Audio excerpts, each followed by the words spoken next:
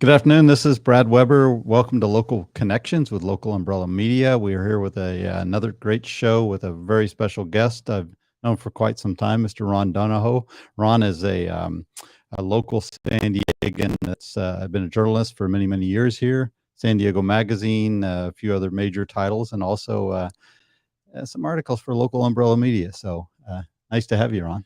Hey, thanks, Brad. Thanks for having me on your show. Yeah, it's been a while. We met each other. I've seen your name quite some time for over the years in the magazines, but never met you till about 3 years ago. And we needed a writer, and I found you. And we it's funny because last week we had Soishi Sushi Rachel, one of the owners, on the show, and it was the article that you wrote that kind of launched their brand, and it was a great kickoff for their business. And she talked about how much it did for them, and they were Good. recently named Michelin Best Find. I can't remember the exact title, but anyway, Yeah, no, it's been great working for you. I've done some freelance over the years, and it's been a pleasure working for you. Yeah, and I remember that story very well. They hadn't even opened their restaurant when you sent me out there to talk to them. That's right. And they talked about sourcing their food from Japan, Yep. and you know, what their plans are, and the traditional omakase meals that they serve. Yep.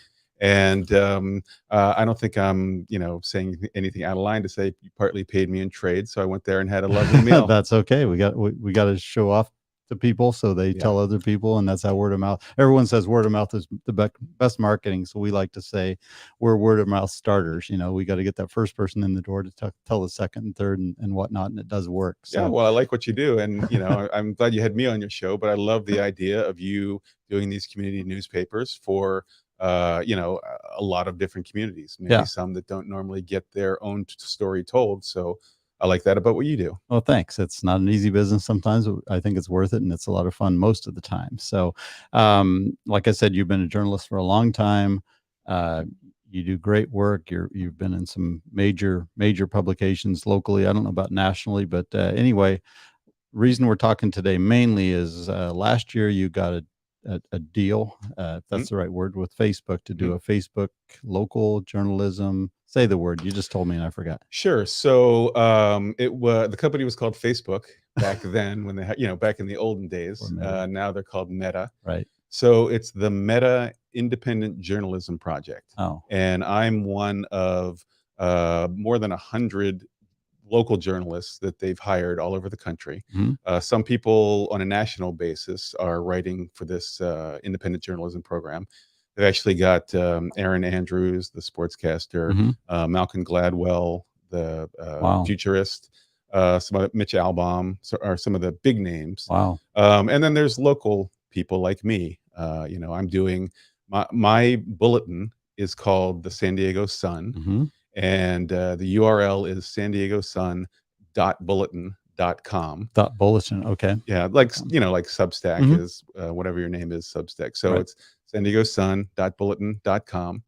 I'll say it 2 more times before the podcast is over, right? It's rolling along the bottom, I think, too. Oh, good. Oh, perfect. But it started last summer, and it's been great. I do basically 2 stories a week, and my focus area is downtown San Diego. I do everything from new restaurants to events that are happening to political issues to social issues to anything that affects life in downtown San Diego. I mean, as that is, homelessness is a big issue in downtown San Diego. So a good portion of what I write about concerns dealing with the issue, or people that are trying to do the right thing, or talk to the mayor and Stephen Whitburn, the city councilman, about what their efforts have been. So I could get into the weeds about that, but well, we might not have time. Okay, so we might later. But the other things I thought we were going to solve homelessness here for a second, but maybe we're going to start. We're going to start. At least we remember about it. But and part of what you do are just featuring local people that people should know. Kind of what we do. It's not necessarily newsworthy, but it's a story about somebody in the community. It's exactly right. And if I could sort of broach between homelessness and personality profiles, one of my favorite stories that I did recently was about a guy who goes by the title of Street Vet. And what he does is he has a practice. He has a veterinary practice in Carmel Valley, Yep. but he goes all over. And I tagged along with him while he walked through downtown. And he checks out homeless people who are experiencing homelessness as pets. Right. It was like a Pied Piper Yep. kind of a thing. Dr. Kwani Stewart is Yep. his name, and he just is very unassuming. He has his scrubs on. He has a medical bag. We went to the St. Teresa Villa, which is a new affordable housing project in East Village, and he just went outside, walked up to one person that he saw with a dog, and said who he was, and I'd like to take a look at your pet if you don't mind.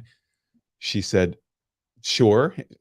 Barely took a second to think that this was a trustworthy person, and he is.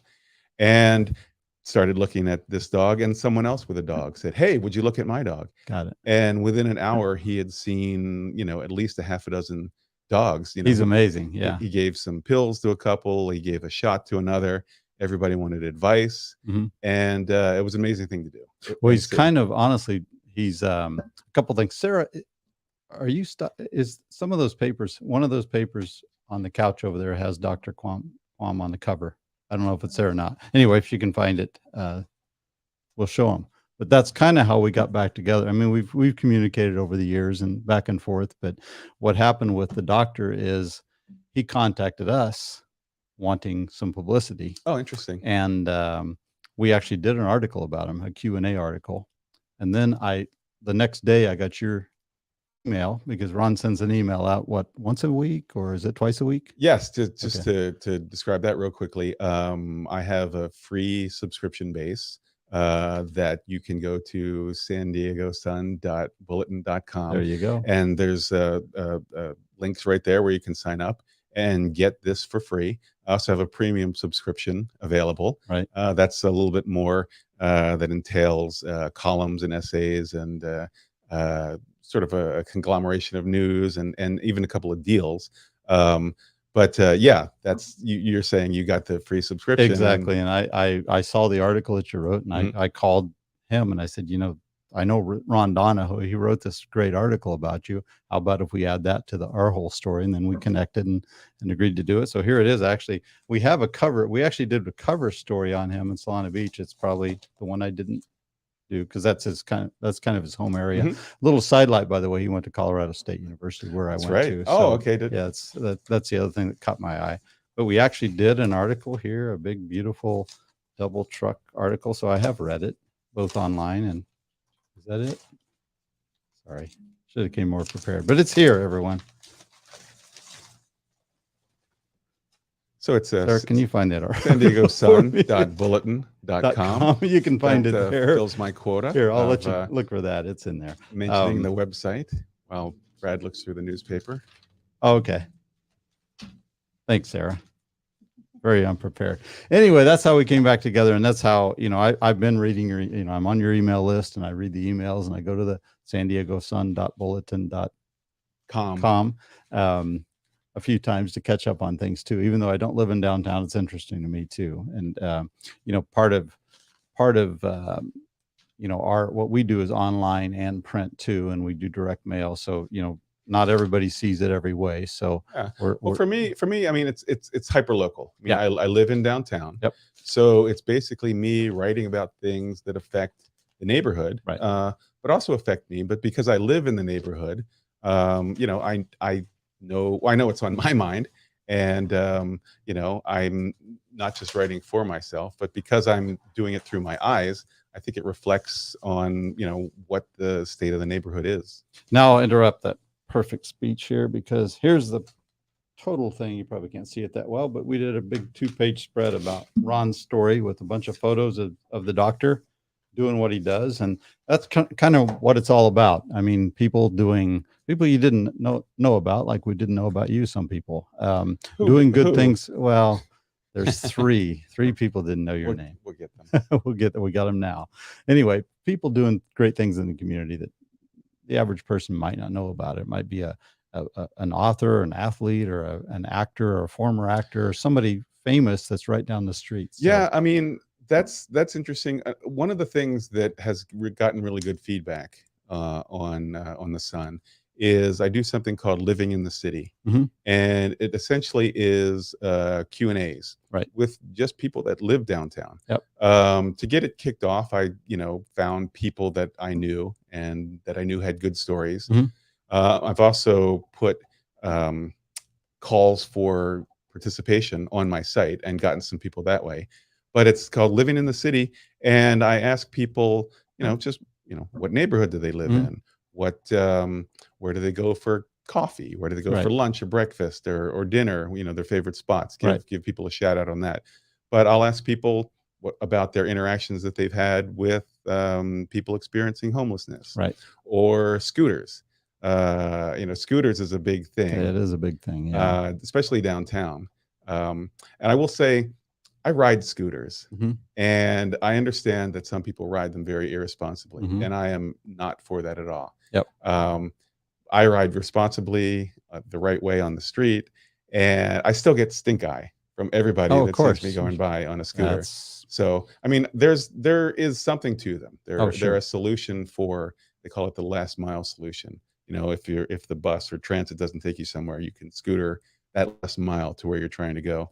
Right. Um, but everybody's got an opinion about them. Some people despise them. Some people think they're, a necessary I think evil. anything like that, you get thrown into a basket, and it's just the way it is. There's no real solution for it. I mean, we can educate people more and maybe put more controls and all that stuff. But if I'm a bicyclist, so some bicyclists run red lights and they're irresponsible, so I get stink eye too. I'm a motorcyclist. Yeah. Same thing. That there's people that are completely irresponsible that weave in and out and are aggressive drivers and that type of thing. To drive a car, same thing. You get thrown into batches. Certain type of car you might drive, and people think, well, he's got a sports car, he must be a jerk.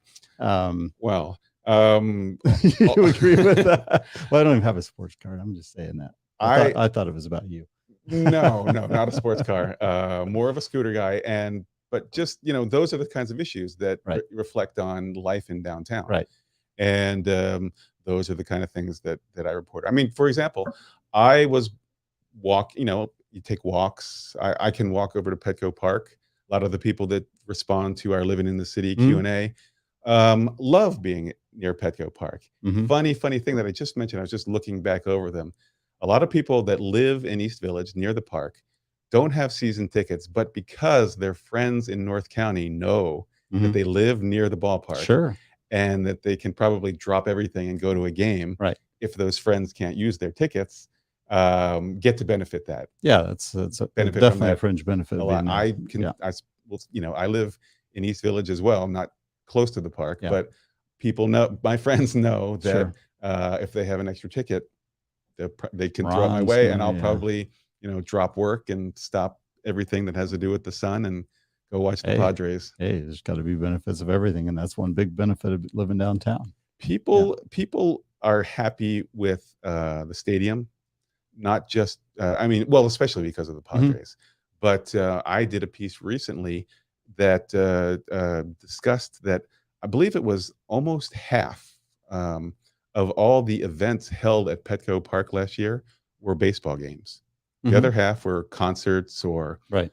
I mean, graduations. Because of COVID, there were a lot Yep. of graduations at Petco Park, but just all kinds of events. Yeah, it's a facility, just like when it used to be at the Murph. They had motocross and all those kinds of things there, and it was just a few events. Smart, Sports is only a part of it. smart Yeah, and move. I'm glad they're making more events at Petco Park to I make saw use of it. I Yeah. saw Garth Brooks. Yep. Can't say I'm a Garth Recently. Brooks fan, but my wife is, and we went to see Garth Brooks, and we froze our tails off, but we saw a good show. That's part of the experience. Yeah. So downtown, your area covers all of downtown, so including East Village and Little Italy and Gaslamp and what else? There's some other micro neighborhoods down there. Yeah, I mean, downtown itself, 92101 includes Okay. East Village and Little Italy and the Marina District and the core, Mhm.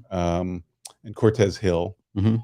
So I consider my coverage area all of 92101. Okay. I will step out and go into Barrio Logan, Mhm. or Logan Heights, or maybe up the hill to Bankers Hill and Hillcrest. Yep. Um, if there's an interesting story that's happening in San Diego that I can tie it to downtown, Yeah. I'll go for that. But I really am trying, first and foremost, to make it a downtown Yeah. publication. Yeah.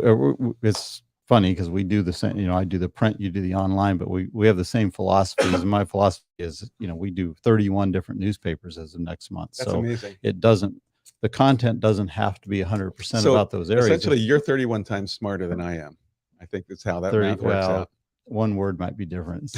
It's more insane than you are because we keep adding to the plate. But the reason it works and the reason we're growing and the reason it's still around is people do. Number one, we go to communities. We say we only go where people love where they live and where they're proud of it. So, unfortunately, we don't go to the places where people say, I want to get the heck out of here. But, all those East Village and Little League people are proud to live there. They wear T-shirts and a badge. And I always say that same thing. But that's emotional to them and it becomes important to them. I think that's right. And I really saw that during COVID when the hospitality industry was really struggling. Yeah. And restaurants were trying to, keep employees as much as they could and do takeout business. Yeah. I mean, before I started the Sun, I was doing another sort of a local type of an effort. And one day I decided to do COVID day trips. And I walked through Little Italy and I walked up and down the gas lamp and I did East Village, and people were, leaning out the windows. They had created new sort of point of entry areas where, you couldn't go into the restaurant, but local people were coming and supporting. Yeah.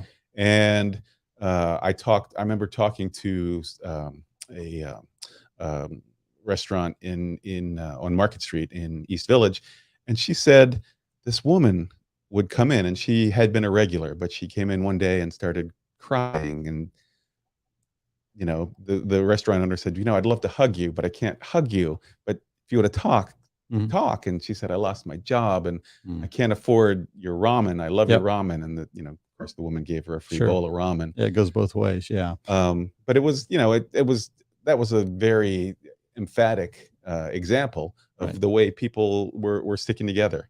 And we, just like we heard all the people banging pots for the physicians back at the time. Right.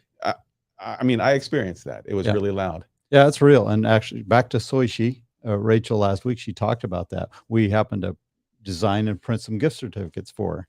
I said, I love gift certificate marketing because, it's another billboard and stuff. So she said, you guys printed a bunch of gift certificates and it really got us through COVID because we had people come in. Good. One guy came in and bought $1,000 worth of gifts. He knew he couldn't use them. He just wanted to keep the cash flow going for them because they love the place so well. Yeah, I like to hear so that. Yeah, COVID certainly made everything that we talk about and do even more, made it much more aware of community and what it matters and how it's important to keep that thing because some places don't have that anymore. They don't have local businesses. They don't have, that sense of community. And it really comes out in times like that when someone's in trouble or the whole community's in trouble. Like during the last couple of years, the whole community is in trouble. Yeah, sure. Yeah. And it looks like we're coming out of it, and knock wood, we'll stay out of it.